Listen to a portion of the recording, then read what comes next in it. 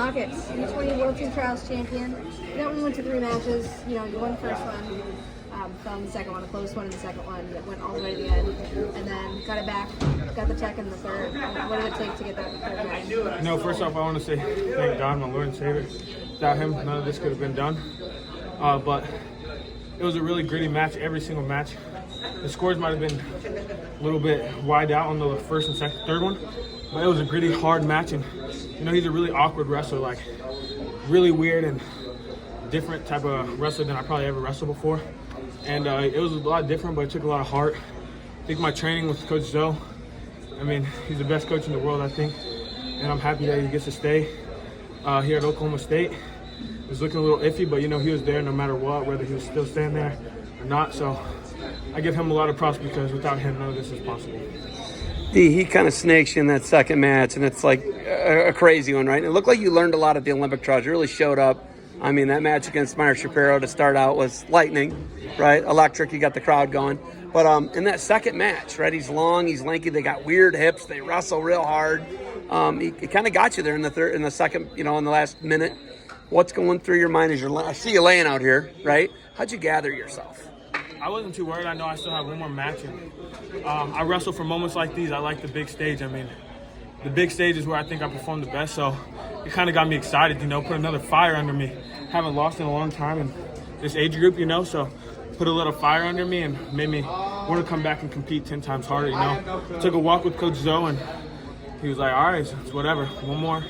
You've been here before, so nothing changed. I just had to wrestle harder. I feel like I got a little tired in the second match, and I think that was his game plan. He waited to the end and shocked me, so I think I wrestled a little bit more smart. I got more takedowns instead of holding off and waiting and trying not to get tired. Coach Jackson gets a yellow card. I don't know if you noticed. Yeah, I saw that. How crazy is that? You got an Olympic champion getting into it, coaching against you, getting yellow cards. No, it's just trying to keep my mind in the match. Coach Taylor and those guys that just came in are big into that. So, I was just trying to focus on the match, and, it was everywhere. We were about to throw the block, they think we were about to throw the block. So it was a crazy match, So just had to try to keep my head on straight and wrestle hard. Chris Perry, one of the hardest wrestlers you can watch, right? In college, he's a grinder. He's not that good, but he's a grinder. And he was one of my main coaches this summer before the new coaches came in. So, big thanks to him too, teaching me that mental toughness and grit, What was going on in your mind going into those finals matches, and then after you suffered that loss in the second match? What was the shift in mindset? After the first match, it was 12-3. I was like, oh man, I dominated him. This is gonna be easy. One more match and I get to go home. And then I lost, and I was like, whoa. Just regroup and get back out there. And that one was gonna be 12-3 again. He challenged it and lost for a tech. So, I was just mentally trying to stay prepared for anything. I tried. I got caught late, but just staying prepared. What's it like in the difference in coaching staffs from trials to now? The other coaches, I knew them really well. I'm born and raised in Stillwater, Oklahoma, so I've been around Chris Perry and Tyler Caldwell, Gary Wayne Harden, Coach John Smith all my life. So those guys knew me like the back of their hand, and the new coaches are trying to learn me, figure me out, and I think we're growing a great bond right now. Me and Coach Taylor, Coach Kennedy, Coach Gilman. So, it's just a little bit different. Them trying to figure me out, how hard they could push me, when to, some guys would break. So all the other coaches already knew me, knew my style, knew how I wrestled, and these guys are trying to relearn me almost. Is there anybody's doors you can't blow off like you did? You blew his doors off. That was a race. You blew his doors. You lapped him, right? You attacked him twice. Yeah.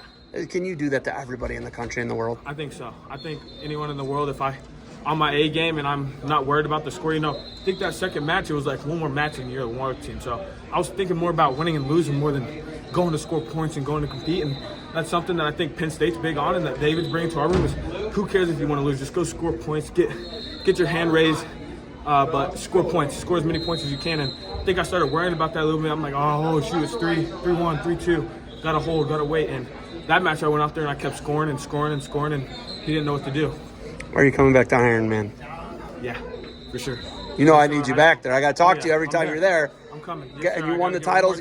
You and Marcus Blaze did the freshman thing, and then lost the next and year. you lost the 2 next years. So the bookend titles, how much will that mean to you to come back here to Ohio and win the Ironman? You know, I was thinking about that on my flight here when we landed in Cleveland. I was like, oh, I've been in this airport. I haven't had much luck here the last 2 years. So, you know, it'd be important. I think I'm going to try to bump up and go 75. I weigh about like 70, 73 right now, and I think I want to try to get bigger for college. So I think I'm going to try to go 75, just keep growing, getting bigger, and getting ready for college. I mean, Ironman's big, important for high school, but it's not my main goal. My main goal is to be Olympic champion, national champion in college. So I think I'm going to bump up and try to go compete with the best guys there is. You know, I wrestled William Hinkle there two years in a row, and he was 1 point a match with Gabe Arnold. So, I mean, it's a tough tournament. You've had that experience on a world stage, you know. You won last year, U17 world champion. What are you going to take from that experience and bring it into this U20 world championships in Spain? I think I'm going to just keep training hard and keep competing. You know, I think there's nothing really that I have to take with me or change. I think I just got to keep working, keep getting better, and keep scoring points. If I score more points than my opponent, I win every time. So I think I'm going to just keep trying to keep scoring points. And, you know, I learned the whole flight and traveling thing, the weight management through the flights, and I didn't have to cut very much weight last year. So I think I learned how to navigate through that and the training environments, and, you know, the other guys speaking different languages, all the noise. So, yeah, it's definitely helpful, but I think it doesn't change whether you're scoring points or not. Congrats, Steve. Thank you.